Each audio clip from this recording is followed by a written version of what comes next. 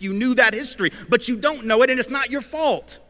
You weren't supposed to know it, and nobody taught it to you, right? So you don't have to know that modern policing traces back to slave patrols.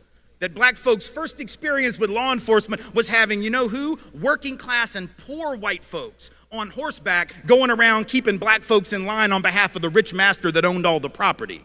That sounds a lot like modern policing, because ain't no rich people policing, right? It's working class folks who are out there protecting the property of rich people against the depredations of poor people. That's what modern policing is, and it traces back, and we know that's what modern policing is, by the way, because we will lock you up for 10 years for $100 worth of food stamp fraud, but if you take $12.5 trillion on Wall Street, 20% of the net worth of this country, you will not do 1 day in jail.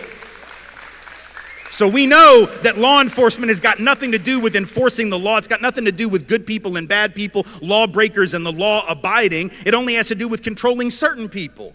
And black and brown folks know who those certain people usually are, because it's always been them. See, black folks know that it was cops who were involved in race riots and racial terrorism against black communities for the first 50 years of the 20th century. You didn't learn about that in class either, and that's not your fault. It wasn't taught. But in fact, every single year, just about from 1900 all the way to the 1930s, 1940s at least, there were race riots where white folks would just go into black communities, burn them to the ground, bomb them from the air like in Tulsa, Oklahoma, rip people out of their homes, beat them in the street, and police sat by, watched it happen, and participated. That doesn't mean that every cop in the modern era is like that, but it means that black folks can be excused for being not so clear on the decency of police in their communities.